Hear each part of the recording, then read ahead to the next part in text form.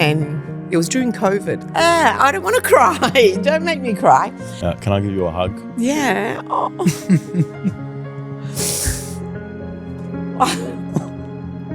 Oh, Paul, that was beautiful. Well. Cold and deep. Very deep. My brother said it was almost like you guys knew that you didn't have forever because you packed a fucking lifetime into the years you had. And I turned around and said, we really did, didn't we? And he's like, yeah, 100%. People often accused us of being antisocial, and we unapologetically were like, no, we just love being together, just us. So he called me as he was dying and he said, I don't feel good. And I automatically thought to myself, this is not going to end well. That's the only moment, right? Okay, right? Welcome, Belinda. Thank you very, very much, Jonathan and Paul. Nice to have you on. My pleasure, my privilege, actually. We I know you through the Good Vibes Yoga Studio. Yep, one of the greatest yoga studios in the world. Yeah. Give him a We're plug. constantly running late together, running in last minute. Always. And I've never got to really know the deeper side of you, so I'm really looking forward to this. Yeah, it's really cool. Could we dive right in and tell us a little bit about your life and where it all started, childhood? All of that. Okay, so let's just see. Really, really, really common story of us, migrants from Europe. Yeah, my parents are the youngest of massive families, Southern Italian. Both are from Calabria, Italy. And so, grew up surrounded by family. And where it was food, love, laughter, screaming, cousins. Like there was no need for friends because it was just family constantly. And there was never a weekend where there wasn't a celebration or a gathering of some sort. And we we started in Fitzroy, then to Coburg, the traditional pattern, just heading out north, and then Reservoir, and schooled all the way Catholic education, from primary school all the way to high school. So when I got to uni, I was really confused that not everyone was Catholic in the world. I was just like, what? This is odd. So that would be my backstory. I'm the middle child, and I don't know if you believe in birth order, but middle children are notorious for being completely under the radar. You can't read them. You don't know what they're up to. And that was me. I was a really cheeky teenager. And my mother still to this day actually says she's grateful I'm alive because it was only because of my boyfriend, who then turned into my husband, that essentially I think I am alive. I was headed down quite a self-destructive path. Usual sort of stuff, like just partying too much and all that, whilst having exceptional intellect, which I know sounds somewhat conceited, but sometimes the smarter an individual is, the more risks they're willing to take, and then, fell stupidly in love with this boy at the age of 16. And, so my background's Italian and his background was Greek. And it was such a gorgeous love story. I saw him one night at a party and I saw him in the distance and he was with a boy that I used to go to primary school with. And I said to my cousin, I'm going to marry that boy one day. He is beautiful. And she's like, what are you talking about? I said, look at that boy. He's beautiful. It was the boy I ended up marrying, but there was just so much. There was many years between that first sighting and, walking down the aisle. Fell stupidly in love with this gorgeous blonde hair, blue-eyed Greek. And, understanding and respecting cultural traditions, his family were very, very, very against him having a girlfriend who was not Greek. So they quite deliberately and viciously, were like, you are not to be with that girl. And so it was a tug of war, which I truly believe I'm actually grateful for that tug of war, because should we have had free reign, I don't think our life would have been so magical, yeah? Almost like the more you struggle for something, yeah, the more you appreciate it when you get it. So my parents, who always welcomed Nick into our house, were always like, okay, we're going to send you overseas, go do some studying overseas or go on this trip. And they were doing it to give me, which I actually admire now as a parent. They never ever said, like, why are you still in love with this person whose family reject you, yeah? My parents were always just like, you're going to love who you're going to love, but just the world's big, so just get out there. Anyway, so we ended up gravitating back towards each other. All the while, he was working in his family business and I started at Foxtel, the TV company. And then, he asked me one day, let's get married. And we got married 3 months later. Yeah, wow. Yeah. And his family were shocked. But he was like, I'm marrying her. And they were like, okay. And he said, you don't need to be at the wedding if you don't want to be at the wedding, but this is the girl I'm going to marry. And they were like, okay. And actually from that moment onwards, his family were like, fine. Like, and they were very respecting. So then, our relationship was one of total respect and admiration and very much contrasting personalities. And Nick never tried to hold me back. And I just think from a boy who came from such a traditional upbringing where in that culture it is very much when the man speaks, the man speaks. And he was just would often say, there's nothing greater in the world than hearing you speak, Belle. And so that was just like a beautiful thing.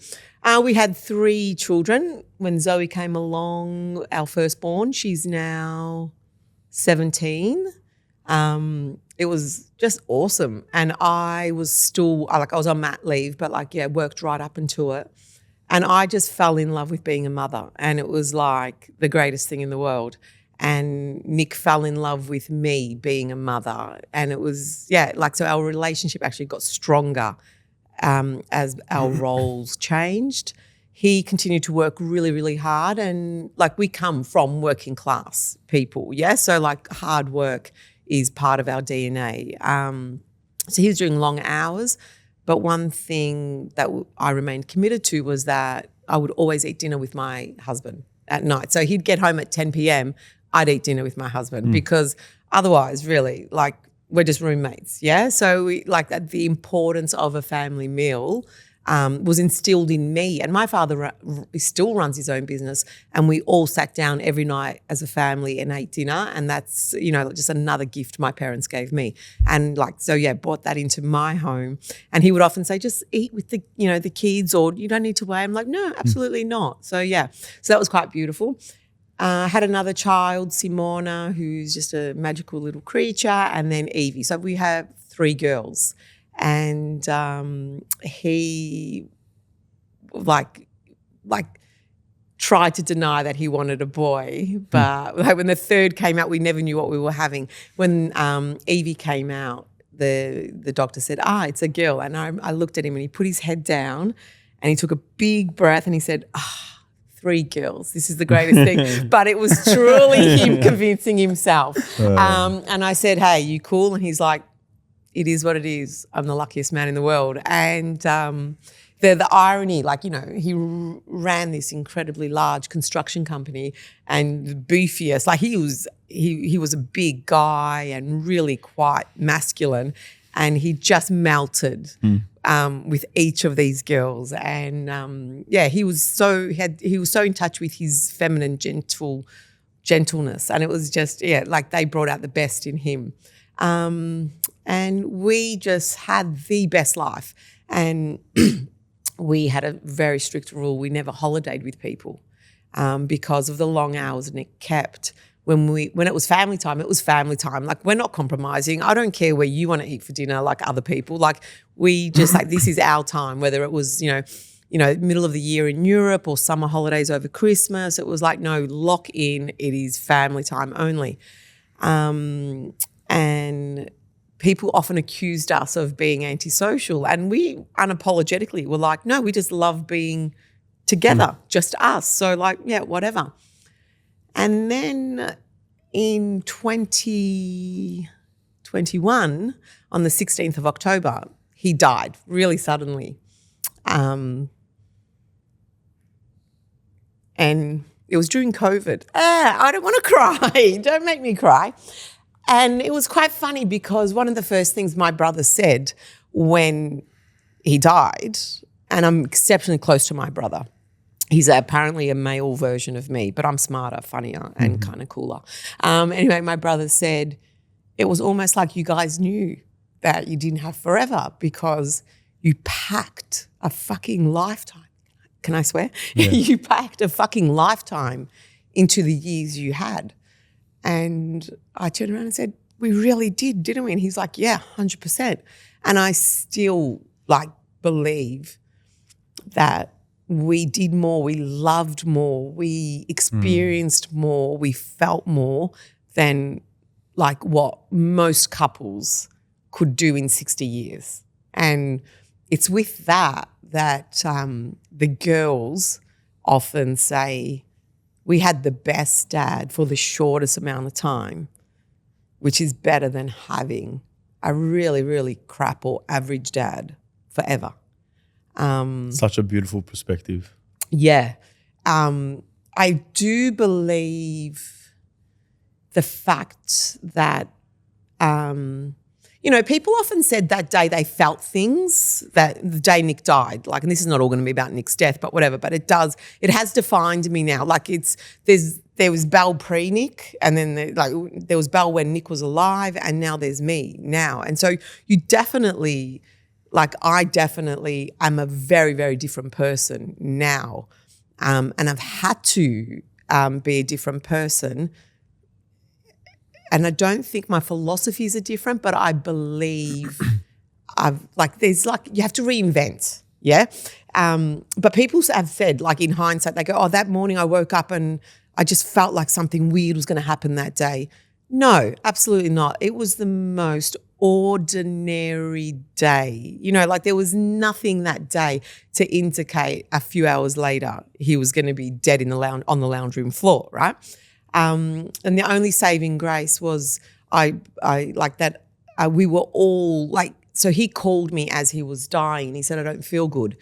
And I automatically thought to myself, this is not going to end well. That's the only moment, right? And I said, how do you feel? He said, sweaty and clammy. I said, call an ambulance.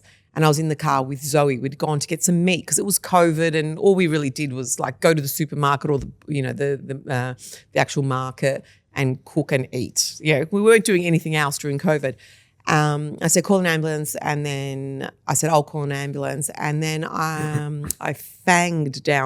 went really fast down Hutton Street in Thornbury, and the boom gates were shutting, and I was in his Prado, and Zoe goes, you're not going through? I said, yeah, I'm going through. She's like, why? I said, because this is really, really, really bad. And she's like, what? And I'm like, just I don't know. And there was something in my guts that was like, just get there. There was an urgency. And then we had another phone in the car. So we're trying to connect to 000 and had another phone in the car, and I called the middle child and I said, Simona. And she's like, Mama. And I said, are you okay? And she goes, something really bad's happening. I said, okay, sweetie, go stand wherever you feel safe with Evie. That's the little one. She goes, okay, Mama. And then I said, I'm coming through the front because we had dual access to the house. And even me saying I'm coming through the front, there was some construction happening at the back. So I wouldn't have even been able to get to the back. Why would I say I'm coming through the front that particular day? But whatever, went through the front, up on the nature strip, ran out of the car and ran into the house. And as I've ran in, he's actually just fallen off the couch. And I was like, hey, I've got you. And then he just said, I love you, like muttered, I love you. And I went, oh, okay, my husband's dying. And I just knew but my husband's dying. His phone is still trying to get 000, and I've screamed out to the girls, run out on the street and get help. So the 3 girls are now screaming on the street. And he, at that point, pretty much died in my arms. And then a neighbour came in and we gave him CPR. We tried giving him CPR. Ambulance finally got there. It was one of the most beautiful moments though, as he died in my arms. And I remember I kept saying, no, we've got more chapters to write. Don't go just yet. We've got more chapters in our story to write. And he just had the most peaceful expression. And I was just like, okay. And at one point I actually said to him, just go, I've got this. And then we started CPR. Then it turned into an intensive care unit in my lounge room, and it was pretty full on. And then when they pronounced him dead, my brother at this stage has come because I sent a message to him at one point. And then when they pronounced him dead, it was 13:40. And he called me at like 12:43. So they performed CPR for 40 minutes, which is what they legally have to do. Anyway, I was on the floor in the kitchen and I heard them pronouncing, time of death, like a movie, yeah? It's essentially like a movie. And I grabbed my brother and I punched him, I bit him, I screamed, like probably one of the most guttural sounds that I have ever heard. I was producing it and he just held me and I said, cool, now I've got to keep my shit together for my girls. And he said, yep, you've got to. And I've been kind of keeping my shit together since then. It's kind of cool. I have no regrets because our love was so cool. It was so pure. And I mean, we'd have the occasional argument. He really disliked Dan Andrews. And remember, this is COVID time, yeah? And I was like, dude, you go and do that job, yeah? Like who wants to be in that position? And other than that, we really didn't argue because there was a rule, never go to bed angry with each other because you just don't know if you're going to wake up. I often said to him, don't you die on me because I can only do life with you. And he'd say, oh, you'll be right. And yeah, I am right. I'm fine. So that's been the last couple of years of my life. And I feel at times really, really resentful of people from my past. Am I talking too much, guys? Do you want to interject at any point? Not at all. I feel really resentful of people in my past who come at the girls and I and need us to be sad and broken and in need of help. And when they're confronted with a house that is humming along with the exact same energy as when he was alive, they don't know what their role is in our lives because they can only offer us help. But we're like, we don't need help, just come and enjoy. And as a result, I've really searched out new people. And we moved. So we were in the middle of building this quite incredible home when Nick died. And so the day after he died, I took the girls to the house and we've got a half-built house. And I took the girls and I'm like, what do we do? Do we keep going? And they're like, yeah, Mama, we keep going. This was our house. Papa said this was the house that we were all going to, live and enjoy and eat meals in and have parties in. Keep going. And I'm like, okay, let's go. Anyway, so I spent, 2 years after that pushing, this house along. You heard me. I mean, I was frustrated with you one day just kind of going out after a yoga class going, oh, this is killing me. And then we moved in like a couple of days before, his second year anniversary of his death. And we've got a new home and he never lived in that home. His energy's in that home, but he's never lived in that home. And it's beautiful and we're happy. But some of our people come into the home and are like, oh, I just can't sit here and not see him here. Like we need him. And the girls are like, but he's not here. He died. And when you have 12-year-olds, 14-year-olds, 16-year-olds speaking to adults and they have they're accepting more of death than adults, it becomes really jarring to maintain relationships with these people, yeah? So as a result, we're in a new house and I have somehow curated a magnificent group of new friends and we're all kind of sitting outside what a normal family is, yeah? We've got divorced people, we've got people who have never partnered up, we've got other widows, we've got, people that have just landed from overseas And we call ourselves just like, a group of orphans because we none of us fit. Yeah. And I guess in not fitting, we've found each other to fit into. And this is quite a beautiful thing. And my girls, we now live in a new area. In the old area, we would walk down the street and people would actually cross the road when they saw us because we made them feel so uncomfortable. Like this image of a mother and her 3 girls and a dead dad. They would cross because of the awkwardness that we would, present. Or they would come at us and hug us and say, we're dropping off sourdough and lasagnas on your front porch. And we're just like, oh, okay, thank you. And just lots of awkward interactions because people don't know how to deal with death, yeah? And there's nothing you can say that makes it better. There's nothing you can say that makes it worse either. It's just like, life. And you just, I think the less, I don't know, my view is you just kind of go, I've got you in my heart. I'm here for you, yeah? But like really odd things get said to you when, people die. So we moved into a new area where no one really knew us as the people with the guy who dropped dead and it was in the newspaper and there was a coronial inquest as a result of it and blah, blah, blah, blah, blah. And in doing so, being in a new area, I've had to ensure I've got safety nets for the girls because we live in a house and there's just us, right? And in this world, you've got to make sure you're safe. So we walk down the street all the time and I introduce the girls to all my people and I introduce them to, because we live right near High Street, yeah? And I introduce them to all the local restaurateurs and all of that. And I constantly, and all the neighbours know who they are. And I constantly say to the girls, if anything's ever to happen, just run 20 metres, you're on High Street, get help. There's always going to be people here to help us. The neighbours are there, blah, blah, blah, blah. And Zoe actually said, Mum, I can't believe you go to such an effort to ensure we know all the locals. And I'm like, no, I just need you to know that there's people who will catch you, yeah? Because I can only catch you if I'm there. If I'm not there, you need to use your smarts. I'm shocked that that's my reality because you always, like as a traditional, Italian girl, you always think you're going to be protected by your man and then the man disappears and you go, okay, we've got this. There, I showed you a little bit of my non-feminist side there. So, yeah. It was such a sad story, but somehow you made it so beautiful. And it's, I take my hat off to you and the way you spoke about that whole story, like had me in awe. Like I was really engaged in every single part of that story, and you're amazing. And the fact that you made that story so beautiful is amazing.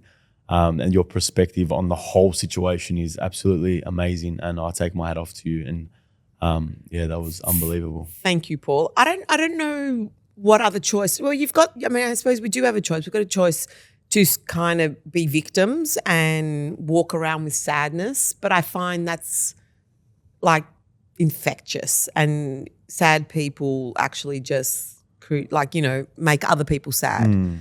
I was on the verge of crying the whole time, but you just made it so beautiful that I couldn't, I was like, I'm about to cry. And then it's like, but you amped me up by just what you were saying. It was so beautiful and positive that like me hearing the story, like when I read it, I was reading it from my perspective and I bawled my eyes out. So your perspective as a father, as a man. 100%. But now hearing you say it, I'm like, when I was reading it before, I'm like, man, when I hear this in person, I'm going to bawl my eyes out. But like the way you present it is beautiful, and I take my hat off to you. You're a beautiful human being. Look, thank you. And in saying that, like there's no denying there are times when I'm absolutely bashed down and like I cannot lift my head from my pillow and I'm like, oof, and I just feel it. I just let it just wash over me. And then I say to myself, okay, well, there's still laundry to do. There's still work to do. Those girls need school lunches. Get up. And I get up. We also have a rule. And I've lived my life like this because it comes back to being part of a massive, crazy Italian family where 1 minute they're screaming, next minute you're cutting dessert, the next minute, you're crying, you're celebrating, you're going to a funeral. Like I've been to more funerals than weddings and I've been to so many weddings. So like it's just like we feel all the feels. And so just with Nick, we felt it all, we discussed it all, we didn't ever edit our feelings. And those girls, I've never edited my feelings with the girls, and it's all like people come into my house now and they're like, whoa, there's so much happening here. But there's no facade of politeness, although that we are extremely respectful, but it's just we feel it all. I cry a lot. My girls cry a lot. And, we all kind of take it in turns and we all kind of hold each other. I shared a perspective on another podcast with someone else, and it was just like everything that we know is just something that we've been taught from, just someone's made it up, because we don't really know.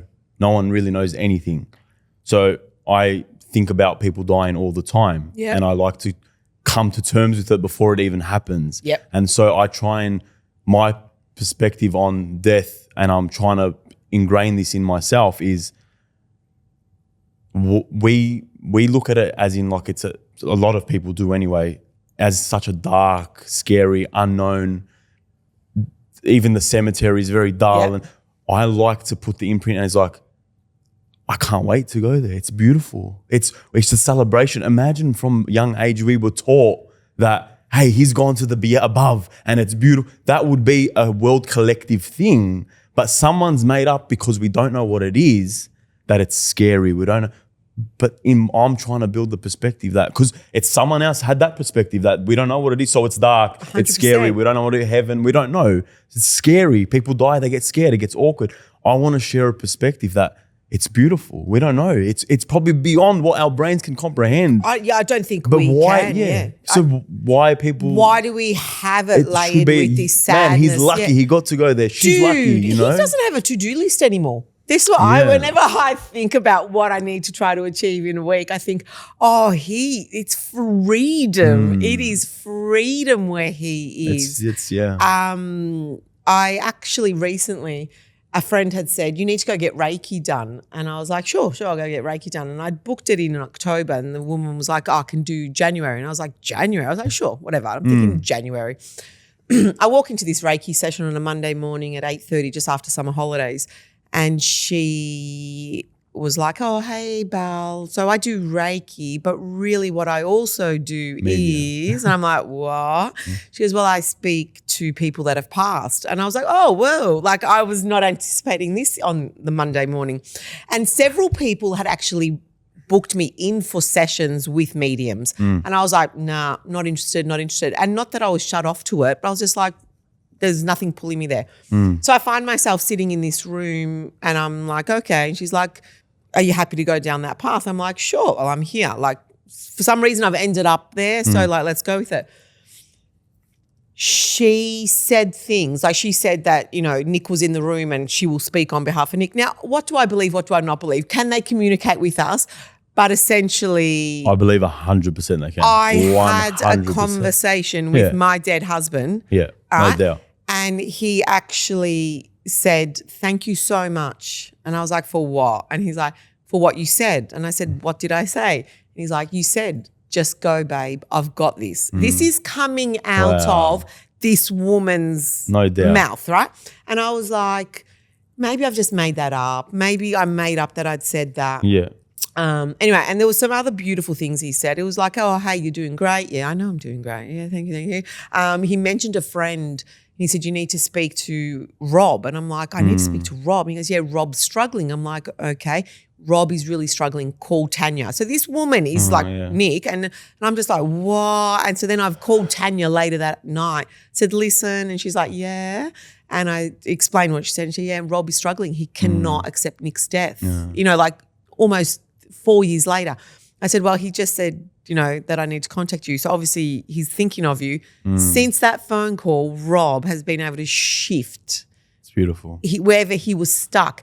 He was like, when Nick died, I gave all of his friends his like a T-shirt each. I'm like, what do I to do with all these things? So I wrapped him up and like sprayed his aftershave and like said, hey, here, have a bit of Nick.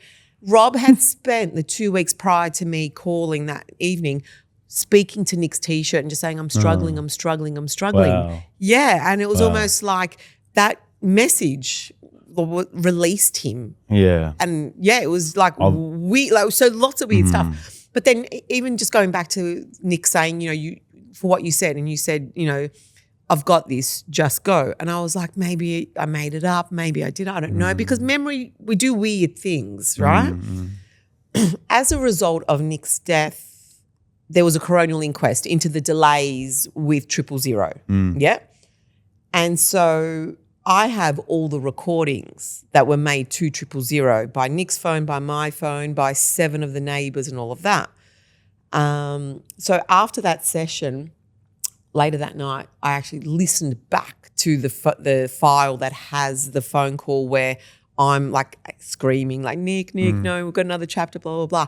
And there it's captured the moment where I say, just go, I've got this. And I was like, well, my memory's clear. And the fact that this woman at a, naturopath clinic where she's hiring a room said that to me on the 20th of January this year, it was just like amazing. That was a beautiful moment. And a friend, I told a couple of people, I didn't tell many people, now I'm telling you guys. I told them about it and a friend said, oh my God, did you book in again? Like, don't you want to speak to him again? And I said, no, it's not I'm like content. That. Yeah, it's not like that. It's not, it was just. I've had heaps of experiences, heaps. Really? And I'm not going to delve too deep into them. So what do you believe? Like I beyond believe. And I want to ask you a question.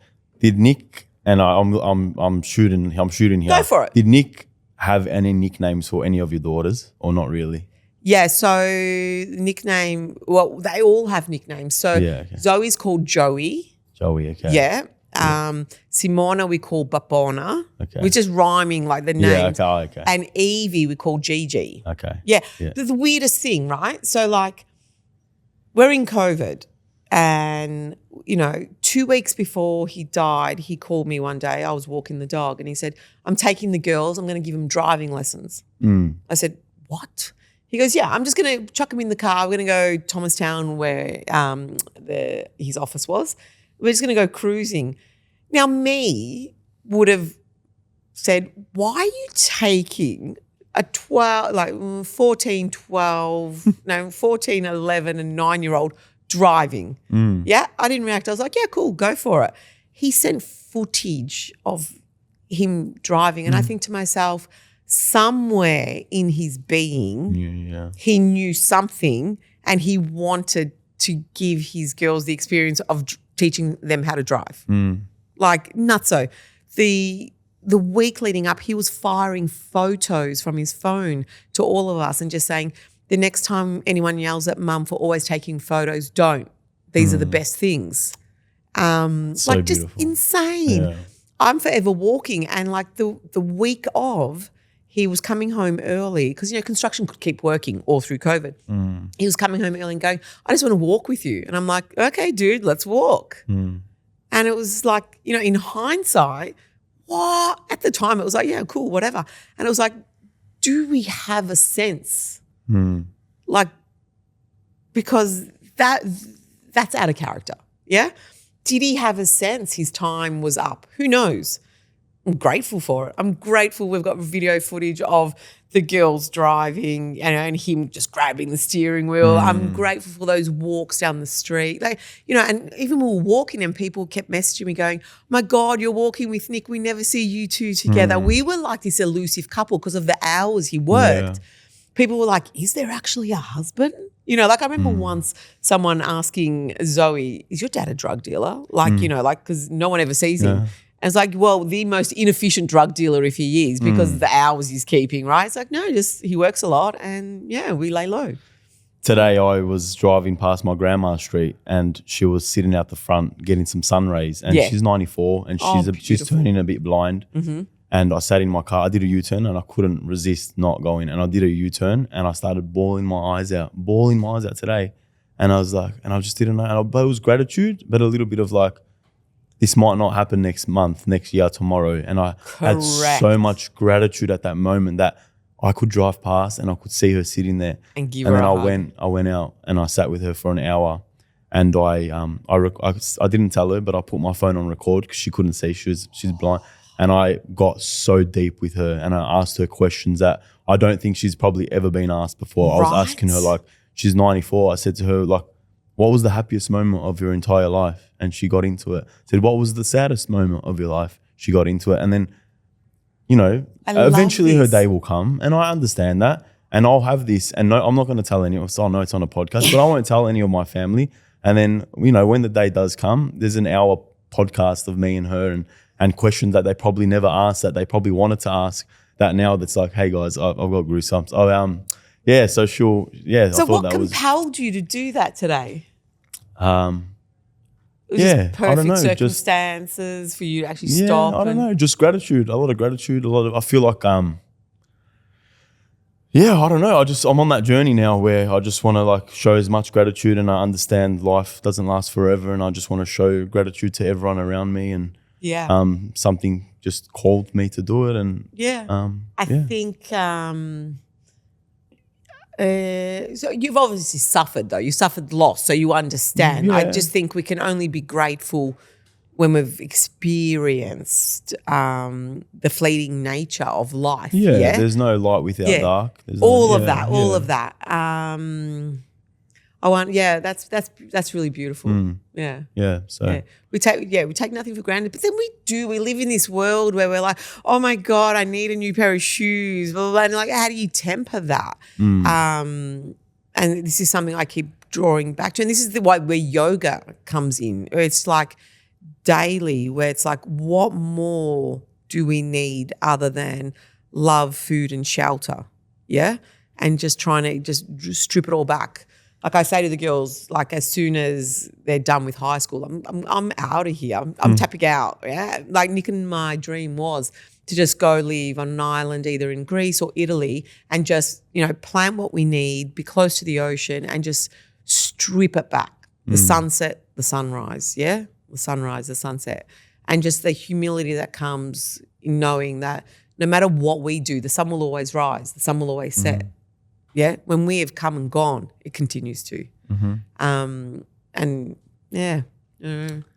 It's the fundamental elements of life. Like that's all you really need, and that is all we need. And something we've been talking about heaps lately is just everything that is going on in life. It's always to push you to be the truest expression of yourself. And no matter how hard things are, no matter like religion, the traumas, whatever it is, you can strip it all back if you are acting from a place of just true authenticity and just being the truest expression of yourself. And it stems from like dissolving the ego, dissolving every insecurity, because it's all a bunch of insecurities that we get from school, high school, onto the next life. And then, you know, they say every human lives twice, when they're born and the moment that they wake up. When they wake up, or when they realize when you can dissolve this ego, you know, and it's an incredible thing. Like if you can just be that truest expression of yourself, you're not going to want the new shoes. You're not going to care. You're not going to care what people think of you on the way you're speaking, the way you're acting, what you're wearing. You're just going to be your truest self. So how are you finding that raising kids? Yours are still young. I think Paul, I can speak on behalf of both of us, but we've been through so much at such a young age. Nothing intensely bad, but just much experiences of life, life experiences. But and I think what is actually bad is what I want to say. I have a question, and it's going to be a hard one to answer. Maybe. You said there was two parts. There was you while Nick was alive, and there was you post Nick. I want to ask, and I know it's probably it's a weird question, but do you think that today you're not better because he's not here, but just 100%. A better version of you. 100%. A better version of you. 100%. And this is something and this is something that comes up on every podcast, and I'm going to say, I don't care, on every podcast. It's the adversity in life, and it's the bad things. It's always the thing, always, every single time. It's the thing that you look back and you say, if that didn't happen there, I wouldn't be this here. Yeah, every single time. 100%. So is it bad? Is advert? Yes, you're going to miss. You're going to hate. You're going to be angry. But that adversity is growth. It's what gets you to where you need to get. No matter what it is. Totally. And it's always adversity. There's never anything else than adversity. It's always, every single time. It isn't. So it's the most beautiful thing in life. Yeah, I 100%. Like I remember, like I mentioned, at the age of 21, I developed migraines, like to the point I couldn't see. I was doing a master's in creative writing at Melbourne Uni, and all of a sudden I'm like trying to write. I could not see, like, what is happening? Brain tumor, MS, like, you know, like just misdiagnosed, and then just migraines. And it was like the worst thing. But as a result of it, started focusing on my health. Yeah. I was doing like drugs, like casual drug usage, like compared to what some people do. But I was just like, don't need that in my life. Like my health, my neurological function. Do you guys get migraines? I get migraines to the point where I've thought about committing suicide. 100%. From a migraine. 100%. Yeah. I get them regularly. Yeah, exactly. And they're horrible, right? Yeah. And so when you lose neurological function, you then start questioning, why am I putting anything in my body that will compromise my neurological function? Yeah. Anyway, so from getting migraines, I was able to just like really, really respect what health meant. Yeah, up until then I took it for granted. Then when I was 42, I get a spontaneous leak in my spinal cord, which caused my brain to start descending. It was the most ridiculous thing. You can't make this shit up. That happened, and like I was in hospital at one stage for 2 weeks while they were infusing my blood straight into my spinal cord to try to get this little leak to patch. Yeah, almost like my own blood to get this little paper cut to block up. Yeah. And it took many, many years for me to get better from that. May, the year Nick died, he turned around and he said, "You're better, aren't you?" And I said, "Yeah, I'm better." That was practice for what was coming, Nick's death. But I remember my brother just saying, you know, "So good, you're back." Like, and not that, and I always present like everything's fine. But my brother and my family and Nick all knew like life wasn't great. My brother was like, "Oh, that was a fucking journey, wasn't it?" I'm like, "Yeah, it was a journey." You know, 4 months later, he's dead. Practice for like that, everything leading up to that was practice for Nick's death. And it was kind of like, yeah, I've got this. The hardest thing, but I sit here and I'm so proud of who I am. Would I change it? Would I want him alive? I can't. Yeah, so who am I negotiating with? I am just, like I reflect on the memories and they're fabulous and magnificent. Some are really hard. Memories like particularly the girls' births, right? So you guys have got kids. Who was in the room as your wives, I'll assume wives, yeah, gave birth? Just you and them, yeah? I no longer have the person who was in the room with me when those girls were born. So on their birthdays, you can't help but think on the days of you go back to, remember the phone call, we drove with this and that. And I ask you this, if the person who you shared the memories with no longer exists, do those memories exist anymore? And you really, really can go down this path where you almost gaslight yourself, right? Not long after he died, I contacted a few friends and I said, "I don't think he loved me. I don't think he loved me." And they're like, "What?" And I had to almost convince myself that he didn't love me and that's why he died. Because it's like it's like divorce. It's the ultimate divorce. It's the most permanent separation, death, yeah? He didn't choose it. He loved you so much that he made you a better person when he was gone. That's how much he loved you. So much. People are like, "I'm so sorry this happened to you." Really? I'm not. It is what it is. We don't get to choose. Yeah? Wow. We don't get to choose. It was my 50th birthday in February and I hate birthdays, right? Always have. And my family were all like, "What do you do?" I'm not doing anything. I'm going out for dinner with my girls on the actual night of my birthday, which is what I would always have done. And everyone's like, "No, we've got to because he's not here and we've got to try it." I'm like, no, you really don't. Anyway, I finally agreed to go into my sister's house where they would cut a cake. And I'm really quite stubborn. I said, "We will be there for 1 hour." And everyone was like, 1 hour? I'm like, "Yeah, you get 1 hour." Anyway, driving there and I was feeling quite okay about it. Like I was like, it's fine, let's do it. And I'd written a speech and because I think it's really important to always thank and always acknowledge moments. Even though I don't really acknowledge my birthday, still you acknowledge it, right?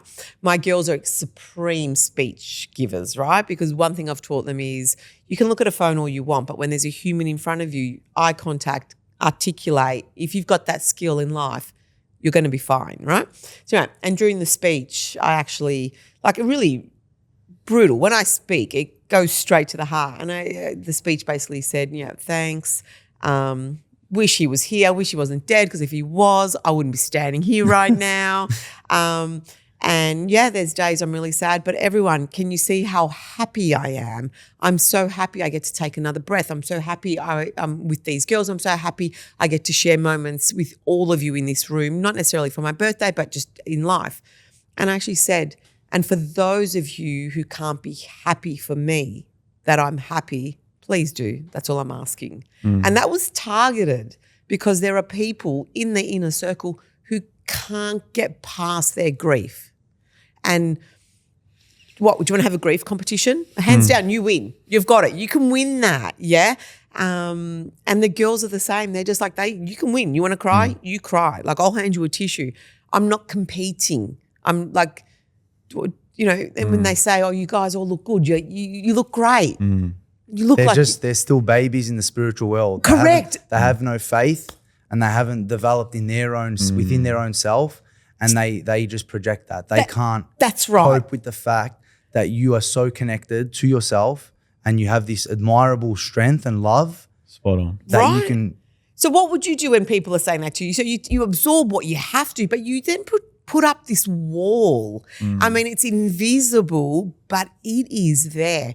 And so we don't, so as a result, we don't let them see us anymore because not they're not worthy of it, they don't respect. They don't understand. They don't understand. Yeah. There's a certain role you must fit when you're a widow. Fuck, like when I had to tick widow, it was just like, oof, what does that mean? And that reinvention of accepting that title, it's actually a legal term. So I'm no longer married. I'm now a widow. It's like, whoa, okay, rightio. And these labels that are put on us, by life, and then the expectations that are put on us by life. Yeah, but yeah. Yeah, you don't need to take those words too seriously. There's an English word. There's an English word for absolutely everything. It's true. It's true. This is true. And most of them just don't need to be there. Like, it's all just labels for things that don't even really exist, because it's only a perspective that really exists, and we just always try to label everything. Little thing. Yeah. Look, and in going, like you touched on it before, just about ego. I'm raising 3 girls who are extremely addicted to social media. I have no social media presence. I have an old Instagram account that exists. I don't go on. I haven't been on it for like 4 years. Yeah.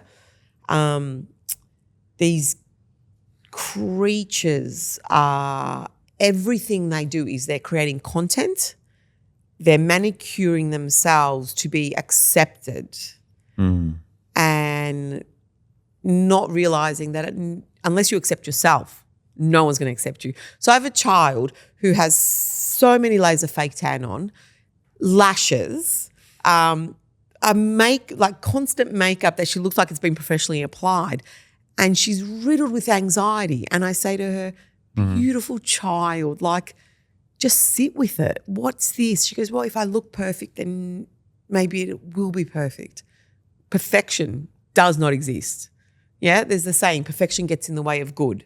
Yeah, it will for her. But I have to sit back and I want to throw all the fake tan away. I want to rip the lashes off. I want to, but on you go with your journey. I'm here. I've got you. And even leading by example, like they do not see me on, any social media. Even that's not enough right now. So I've just got to have faith that all the work will eventually pay off.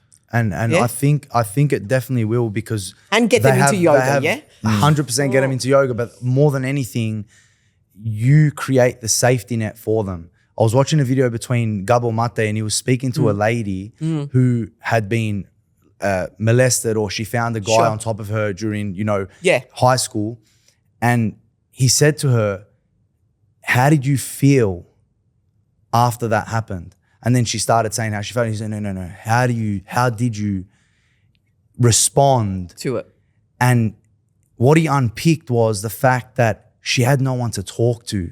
So the trauma wasn't her getting abused. It was the fact that she didn't have anyone to talk to. She didn't feel safe at home already. Yeah. And that was the trauma. And that's where it comes from. So I think if your daughters are, look, most children who don't go through anything are still going to have these insecurities and go through the fake tan and go through all these things. That's a normal, teenage thing to go through. Yeah. But as long as like you're there to support, you're there to create that safety. You've done it with, the restaurant owners around you, all these little things. The more you now have to play two things. You got to play the mum and essentially the dad. Yep. Create the safety, make them feel safe, protect them and provide for them. all of that. It's funny, like just on like trauma. So like I'm fascinated by trauma. I thought I was fine. Yeah, like I actually thought, like, let's talk about the PTSD, the way it manifests physically. I was like, I'm fine. I did a bit of grief counselling, at which point in one of the sessions I thought to myself, oh my God, I could be buying towels with what this session's costing. Like we're done here. Like I don't know where I land on counselling. I think it can serve a purpose, but the minute you start thinking what you could be doing with what you're paying for that session, you're done, right? So I was like, good. So I went through it all. The girls wouldn't accept any counselling. I forced them into a few sessions and then they were like, no, we're done. I was like, yeah, cool. One day my youngest was playing soccer and they're all ferocious. They play sport, like endless amounts of sport. And I've often said basketball kept us all alive because we had to always be at a basketball game. Like and so it was just like it kept us with a routine after he died. Anyway, the youngest is playing a game of soccer. She jumps up, she does a header, does a header, drops to the ground. She always bounces, right? She does not get up.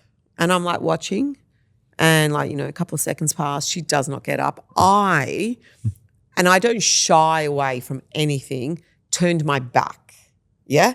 And I was like, let me know when she's up, to someone standing next to me. They're like, she's not up. I'm like, let me know when she's up. They're like, she's not up, you need to go there. And I could not actually physically move to get to my child in the middle of the pitch. And then the woman standing next to me said, I'm going. I'm like, okay, you go. And then some other mothers have come and I'm like, is she up? Is she up? And then I started I got caught in this loop and I just kept saying, we can't have anything else bad happen to us. I just kept saying, we can't have anything else bad happen to us. I'm saying that, my body's shaking, and in my head I'm thinking to myself, how do I now tell Simona and Zoe there's just three of us? This little kid is still not up, mind you, and I am like, of course the worst thing's going to happen because one of the worst things happened. Mick died. Yeah. So it's not beyond the realm of possibility. Bad luck doesn't stop you from getting more bad luck. And it's not even bad luck. It is just exploration of life, whatever, right? So I'm just thinking, oh, my kid has just been killed on a soccer pitch by a ball to the head. I'm in shock. I'm shaking and kept saying, we can't have anything bad happen to us. I thought prior to that moment, I was fine, PTSD-wise, right? Finally, no. And then at one point I've turned around. I've screamed out to the team manager who's standing above, Evie was down, her head was there, the team manager's standing just at the head of her. And they're now escorting all the other kids off the pitch. And I scream out, Sarah. And she just looks at me with an expression. I saw that expression when all the, paramedics were in my house. It's an expression of I've got nothing good to say here. And I remember just putting my head down and thinking, whoa, my daughter. Anyway, then someone said, oh, they've got her up. They got this kid up. She was down. It's on footage. She was down for 1 minute and 43 seconds, KO'd. It would have felt like an hour and a half. Oh, and then one of my friends has come get your shit together. They're walking her to the bench. You've got to just get your shit together. And I'm like, how do I get my shit together? I've walked over. I'm shaking, so I'm just tapping her legs going, Evie. And she's just completely dazed, all of that. They do a concussion test. Yeah, maybe concussion, get to the hospital. We had to get her to the hospital. We're in the emergency. It took 2 weeks before I could look at my little girl and not actually cry because I'd already gone to, she died, yeah? Because we've experienced it, yeah? So we're almost prepared for it. And so this trauma, like how do we actually heal our trauma? I don't know if we do ever heal from it. I think we can grow from it.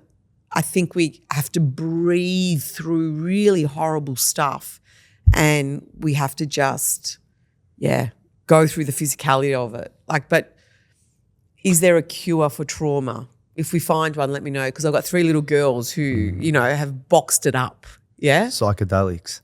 Right, right. I'm interested, but I wonder, like, so as much as you guys, like, you've got your shit together, just a moment like that, it bubbles. It bubbles. Yeah. If that happened to me, I'd be fucked too. Like, I'd be losing it. So I can't imagine how that would feel for you. Yeah.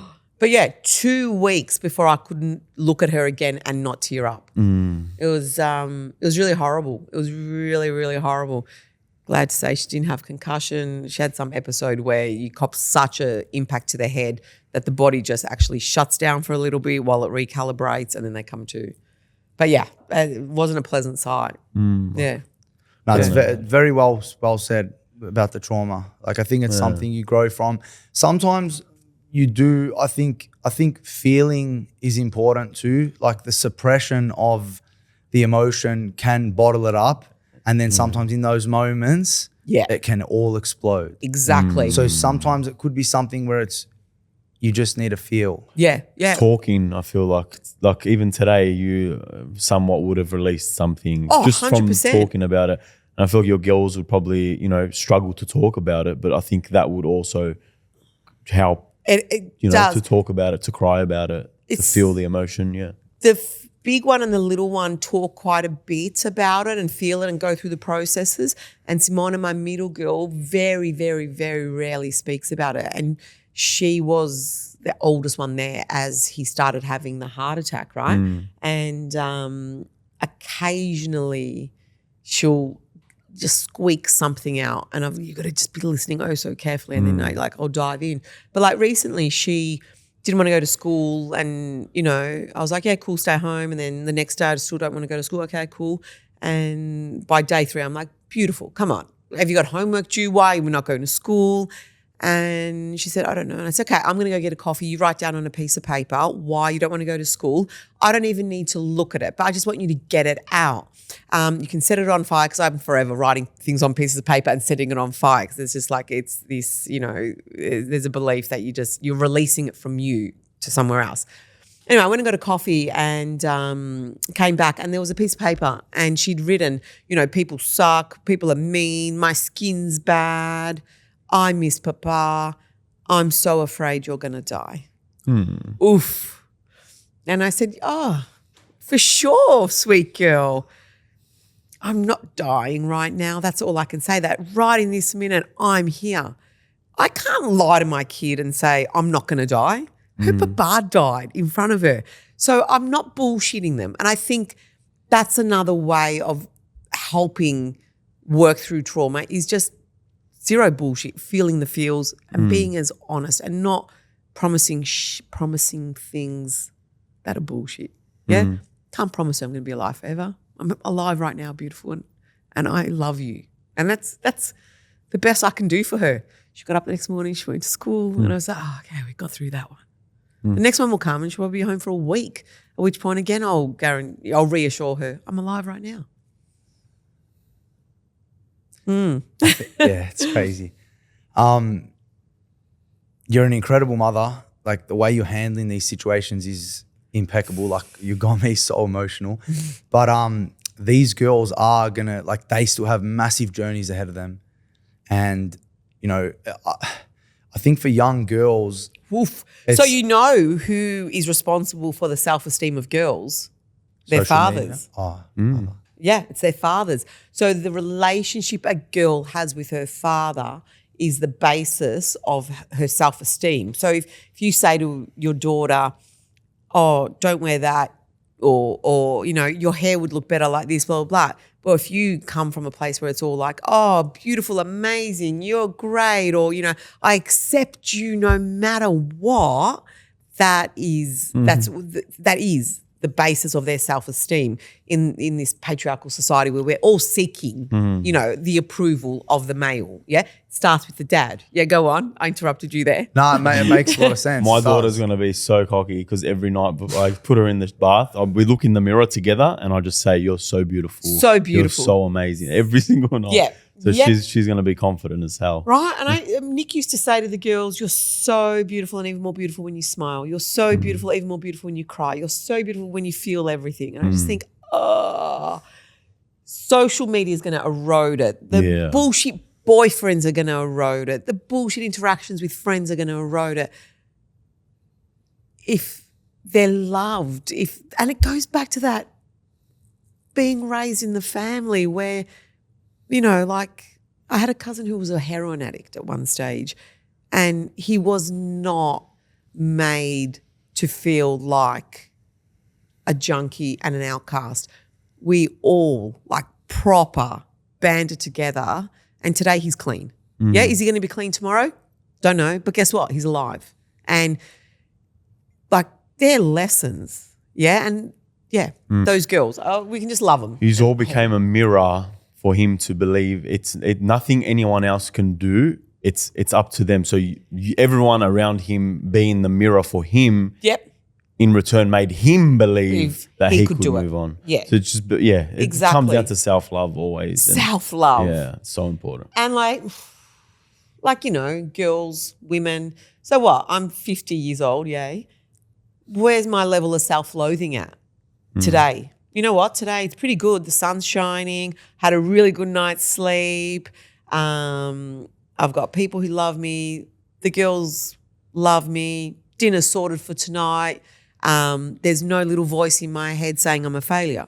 But it's there. We all, like to be human is to go through periods where you actually dislike yourself.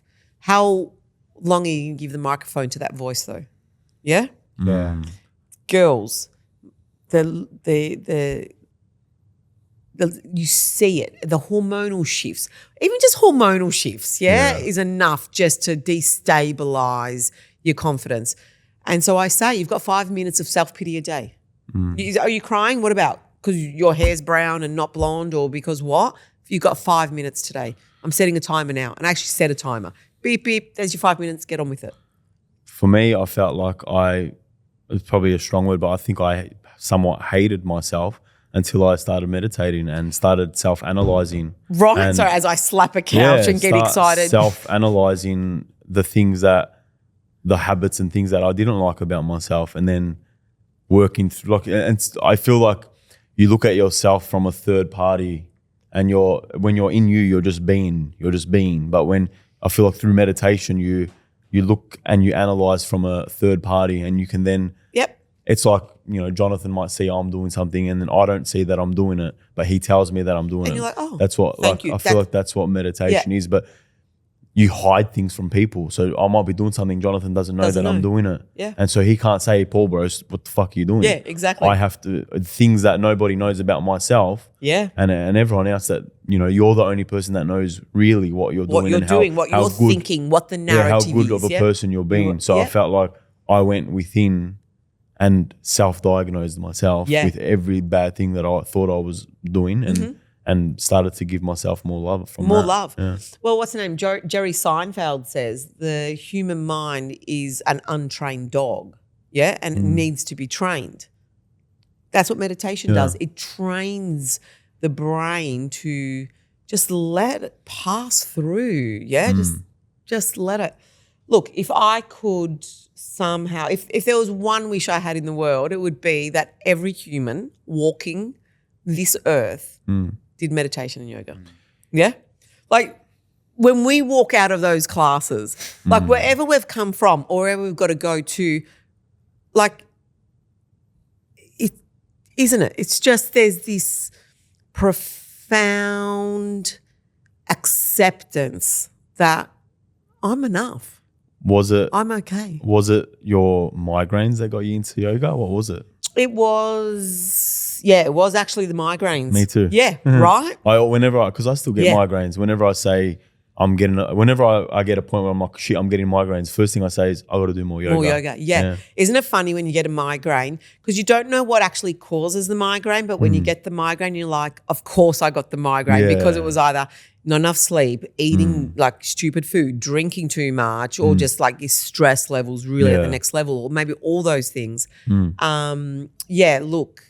was. It was at uni. I did this random yoga class. I mean, I started getting panic attacks because of the migraines. Yeah, just horrible. There you go. Since the age of 21, I'm 50. Been doing it for that long. That's amazing. And we'll never get sick of it. Yeah. People get sick of me constantly talking about why they should do yoga. Yeah. Yoga is just like it's tools to connect to yourself. It's that like internal talk. It plays with, the poses, the mental, the breath work, just ego, the whole thing. Yeah. Leaving the ego at the door. Yeah. It's crazy. It's so good. I drag the girls have been dragged to a class here and there, but they've got to work it out. You can't. That you started at 21. They're not even correct. 21. Yeah. So just let them live They'll it out. There. But you just keep leading by example. Yeah, fundamentals, good food, good water, exercise. For now, that's all they need. But interestingly enough, like so they go to just the local high school, and in Italian class, they did a yoga class in Italian. Yeah. So and that was in year 12 and a year 9, right? So it's permeating, right? Basketball, they both play rep basketball, and 3 times a term through the school, they do yoga classes. So we're getting there, yeah? With all the AFL players now doing yoga, I think it'll catch on. They just need one of their young influencer girls that they follow on Instagram to start doing yoga, and they'll follow through. And then they'll do it. God. Hey, you've got this admirable strength. What do you actually pin it to? Is it yoga? It's yoga. I would say yoga and Mum and dad play a part? Not really. That family. My mum and dad are amazing, right? So my mum and dad fell in love, the age of 18, 19. They still hold hands. Yeah. Beautiful. I wasn't raised in the household where, like they didn't say I love you constantly. Yeah. Like they kiss each other constantly. When we walked in the house, we had to kiss hello and kiss goodbye every time we left. So like love. Look, I'd say family, yoga, and just the attitude of, that's a tricky question, but I think it's just the acceptance. And the answer then is yoga, that things are going to be what they're going to be. Yeah, they really are. And I know I said this to you guys, we don't get to choose what happens. Yeah, we only get to choose our reaction to it. So I don't get to choose that the red light's going to be red as I approach it. My reaction to a red light is, cool, I've got a minute to chill. Or, I'm now going to be late. Yeah. Perspective. Yeah. And it's just. That was me on the way to yoga this morning. I gave up, and hence why I did a U-turn at Westgarth, right? Isn't it funny when you're trying to get to yoga and you get the lights, you're like, I just want to get to yoga. But yeah, it is, it's like, yoga and family. Yeah. If you could whisper a one sentence and every single human in the universe could hear it right now, what would you say? Oh, it's from one of my favourite films, and it is Be Kinder Than What's Necessary. Love that. Yeah. And it's from a film called Wonder, or actually from a book called Wonder, and it's a young adult fiction, and it's about a boy. He's born disfigured, and anyway, watch the film Wonder. It is, yeah, and it is. Oh, I've seen it. You've seen the it. helmet? Is there a helmet? Yeah. You got so excited. Yeah, it is. 'Cause I don't watch many movies. It's beautiful. I'm obsessed with movies. Like, so one of my great escapes is cinema. And I actually I run down to West Garth and like I always have seen everything there, or just, like watch them at home. It's an escape. Cinema's a great escape, but it's also just, it's that curiosity of like, a movie is just another story. Yeah. And like whatever the genre is, it's just, I'm so interested in everyone's story. Storytelling. And and my love for words, my love, what was that tab? Storytelling. Yeah. I love storytelling. Right. That's why we're doing That's this. why you're doing this. That's what this is. And I really believe everyone's got a story. I said everyone's got a story worth hearing. Everyone's got a story worth telling. I think socioeconomically, some people have got the ability to tell the story. Some people don't. I did a series of public speaking workshops at primary schools, all the local government primary schools.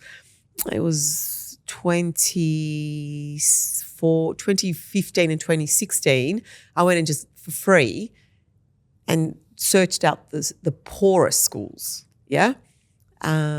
and sat in classrooms, grades 4 and 5, and just gave them some basics in public speaking. Because if you know how to actually just speak and use this tool, you're going to get your story out there. You're going to be able to get what you want a little bit more. And it was the most rewarding thing I've ever done, just giving people the tool to be able to speak and tell their story. And I tried to get government funding for it, but they weren't interested. They wanted to give, $4 million to the AFL to go kick footies. So whatever. Yeah. Given that you put a lot of it to yoga and you practice it so much, do you talk about that with your children, with the girls? Do you let them know that yoga is something that really helps? Constantly. Yeah, yoga. I constantly speak to the girls about yoga. And at times when stress levels, like external stress levels or internal stress levels, whenever like they're peaking for me, I will do 2 classes. Yeah. And the girls will actually say, oh, she's doing 2 classes. Life's tough. There wouldn't be a day that doesn't pass that yoga doesn't get mentioned by me, and I'm going to yoga. It's on par with we shower, we eat, I go to yoga. It's that routine in my life.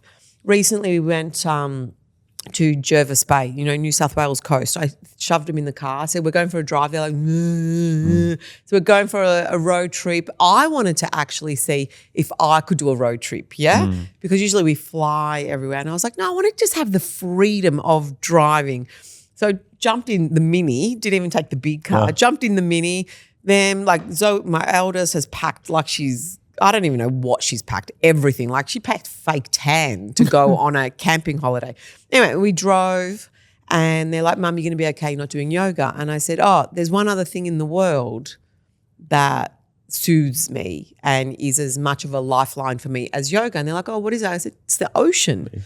And I said, so the things that yoga and the ocean have in common are, once you know how to do yoga, because I believe everyone should actually be taught how to do yoga and meditate. So we when I say yoga is interchangeable with meditation. I mean, yoga is just moving meditation. Yeah, we've got that, right?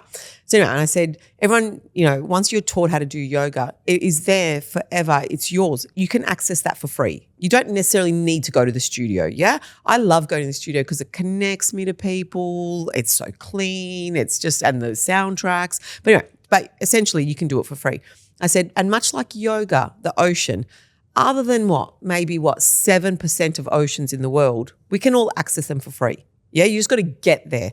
I said, girls, these are my lifelines. Luckily for me, it's not snowboarding or skiing because they're they're cost prohibitive. Yeah, they cost the bomb. I said, so as long as I can do yoga and access an ocean. Yoga on the beach, what a combo. Right? Exactly. I said, I am just so satisfied.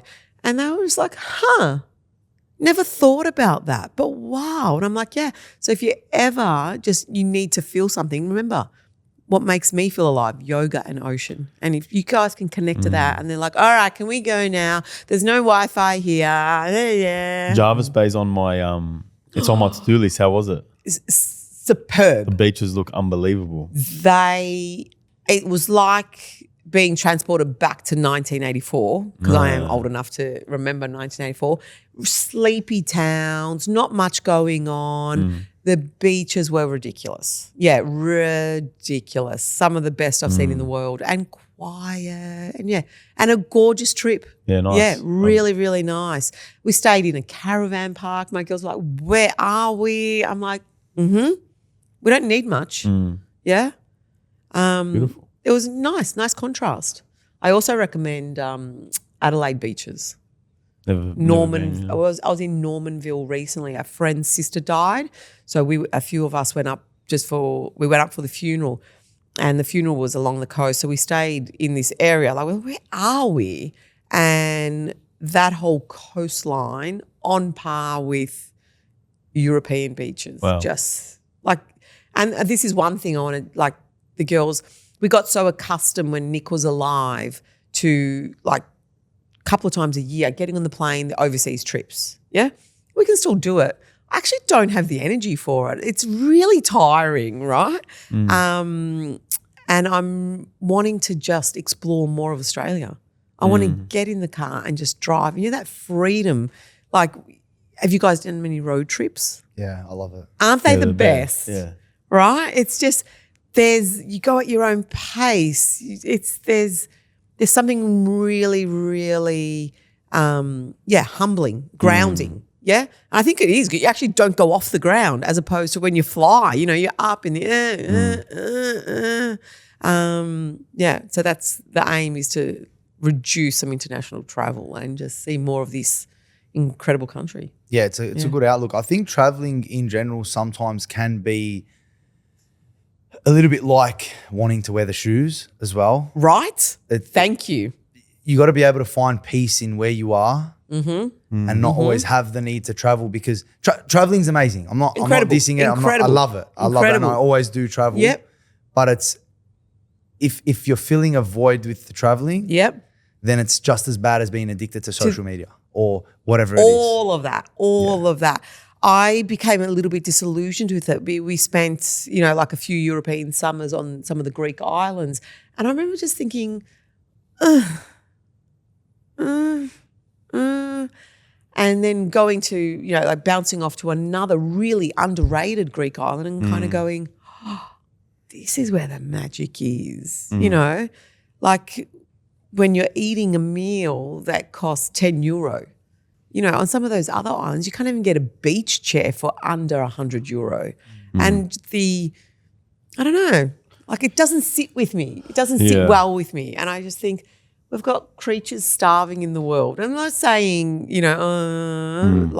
but yeah, there comes a point where you kind of get sick of that scene. Yeah, 100%. Yeah, maybe it's part of the journey. Hey, we've spoken a lot about Nick. Yes. But in the early parts, you were saying something about, a little bit of drugs. Yep. In the teenage years, during high school, then leading to migraines, which leads to yoga. Yep. So you've been pushed in a certain direction much before Nick. But you've also said you've come from a loving family and all that. What do you think made me? What was the outlet of taking those drugs and leading to the migraines? Do you know where it comes 100%. From? Where it stems from? Middle child who just can slip through the radar, right? So I'm watching my middle one. I'm just like, I've got you no matter what. I really, really, my parents were like loving, but they're working. Yeah. We were raised by TV cousins and just sort of like making sure we're eating and all of that jazz. I just slipped through and loved taking drugs. There's no other explanation. Oh, that's the best. Really loved marijuana, was ripped off my head from about the age, I know, and it's ridiculous. From the age of 14, until 21 and would stop around exam times. Yeah, like thinking, I just need that mental clarity. But highly functioning, all of that. There were a couple of moments and lots of alcohol. It was really before lots of other drugs came in. So like I tapped out, with MDMA and all the cocaine. I mean, surrounded by cocaine now, and I just think it's one of the most obnoxious things, but whatever, everyone knock yourselves out, do whatever you want. We would go out, where Edwards Lake is in, right? Yeah, so we would go every Friday night and every Saturday night. So this is in high school, and I went to Santa Maria, the Catholic school in Northcote, and we would meet all the boys from all the boys' schools, and we would all just write ourselves off. And there were, you touched on it before about a girl being assaulted and she couldn't work through it. My friends and I were lucky we were not assaulted. Yeah, there were moments where we were seconds away from being assaulted and being so off your head. You're just like, wow, what's happening? And then just sheer luck. And then when the migraines hit, it was like, nah, this is not good. Like, so migraines hit, develop panic attacks as a result of that. You get it, Paul? Like that fear of a migraine coming. You just like, it's just horrible. Yeah. And then suffering for the first time in my life, depression around that time, and just kind of going, what is this? Yeah, what is depression? Oh, this is an odd feeling. How am I going to, like literally, I remember it feeling like I had to claw my way out of a pit and doing it all myself, saying no to meds, because I was like, it was 30 years ago, like meds, doctor offering it and just kind of going, no, clawing myself, like actually, like physically felt like, I'm lifting myself out of this pit. And the yoga, whether it was some divine intervention or somehow I found it, it saved me. Yeah. That's amazing. And that everything always leads to exactly where it needs to. Where and it needs to be. That. We don't have much time left, and something keeps just telling me to just mention this, so I'm going to, and we can leave it up to everyone's imagination. But we mentioned the Reiki medium before, so I just want to quickly just mention something's telling me to, so I will. A lot of people channel. I'm not a medium. I'm not, but I have seen mediums same way. I wasn't going there. I was going there for migraines. And and then all of a sudden, hey. I have a thing where people channel through to me, and it happens all the time. I love this. And today I was reading your story, and I was home alone. And as I was reading the story, in my daughter's room, I got goosebumps. In my daughter's room, one of her toys started going off as I was reading your story. And I've become really close friends with one of my mediums. She's not a medium, but anyway, I'll call her a medium. I texted her. I said, I'll read the text just to make it a bit more. Whoa, I love a bit more intense. Antoinette. Okay, so I said to her, hey, Anne, can I please book in to see you soon? Also, I think someone's here with me at the moment, and I don't mean physically. She replied saying, lol, I'm getting a tea. So I'm not sure what that is, but she then said, she left me with things. I said, please let me know, what are you feeling? She said, there's a daughter that's 17. The father's passed away 2 or 3 years ago. The girl's brokenhearted. And I just said, okay, thanks. So that was, we can leave it up to the imagination. But that's something that happened. Very few people made me cry. Yeah. So I thought I didn't want to leave without telling you that. And I've got goosebumps. That is beautiful. So she's so brokenhearted that was the last thing that she said was broken. The last thing on the text was brokenhearted. Yeah. And you know what? She's so brokenhearted. But what did you say before? It's through the cracks. Yeah. The light comes in. Can I give you a hug? Yeah. Oh. We're going to push this microphone out of the way. Oh, Paul, that was beautiful. Well. I thought it would end deep. Very deep. Yeah. Look, and I can't even believe I mentioned the Reiki medium here because I'm like, and one of the weirdest things, I'm so fiercely private, right? And I'm sitting here with you guys. But look, during that, during the Reiki session, Nick said, keep your eyes open, Belle. Just keep your eyes. There's so many beautiful, beautiful things, but also just keep your eyes open to the things that aren't so beautiful. Just Belle, those hazel eyes, because you always used to say you've got these big hazel eyes. Just keep your eyes open. And I was like, yeah, cool, got it. So then I went and got this tattoo, right? Like the week after. And I just think, yeah, babe, my eyes are open. So good. I'm glad I could share that with you and it touched you in a way. Whoa. As soon as we walked in, that eye was looking at me. And Right. I fully noticed it as you were sitting down. Yeah. The eye. Actually, I think I saw you at one point look at it. Yeah. I've got an eye too on the back of my neck, so it's watching me always. What's your heritage? I'm Lebanese also. You're Lebanese as well. Yeah. Before we finish, do you want to just tell us a little bit about this book you're writing? Yeah, wow. So we've only got a couple of minutes. So look, one of the, there's this saying, fiction is the lie. Fiction is the name we give to, fiction is the lie we say to tell the truth or whatever. Fiction's, essentially all fiction is the truth. So I've always been trying to write, and I write a lot of short stories, things like that. I mean, I do copywriting, all that jazz. But like I journal everything. Been having ideas for many years. After Nick died, I just started putting down moments of our life and things that had happened to me since his death, and just written in third person at the moment. It ultimately will be a love story, and it will be the story of life and death. Yeah? I mean, I think all stories are. Yeah? One of the most difficult things in writing is because we can only write about what we know. For it to be actually authentic, you can only write about what you know. So you write about your feelings, you write about your experiences, you write about events, yeah? Do I need permission from anyone else to tell the story I want to tell? No, I don't. But I do need my girls to give me permission. I write in a really raw, direct, really hard-hitting way, really efficiently with words. Zoe, my eldest, has said, Mum, can I read? Because a few people have read what I've written so far, and they're like, yes, you either publish this or you do it on stage as a spoken word. And I'm like, yeah, I'm not ready yet. I need the girls to say they're okay with what I write about. So yeah, essentially love, life, amazing. Death. Yeah. Epic.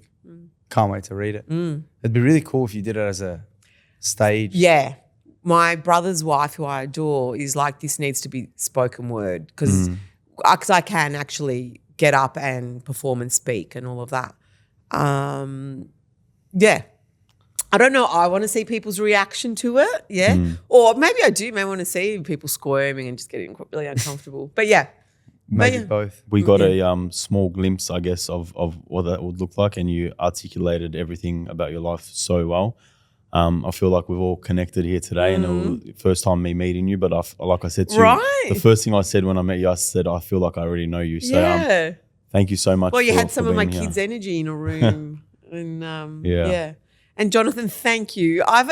So this guy in the yoga studio, he's just like a god. He's a god everywhere, not just in the yoga studio. And I remember like observing and just kind of, and then you brought your mum into the studio a few times, and that's so watching cute. how gentle and kind you were with her. That's beautiful. And then we just were like, hey mate. And then we worked out with this. We've got a common link. It's beautiful. And thank you. Yeah, it's always fun to see your smiley face. Thank you. It was a pleasure to have you on and share your amazing story. Thank you. Thank you so much. It's been really touching. Amazing. It's probably the most emotions I've felt within 1 hour. Oh my God. Within a day. Thank you very much. But thank you for actually just listening and and just love those children. Love everyone. Yeah. Be kind to them, what is necessary. Yeah. I'll be.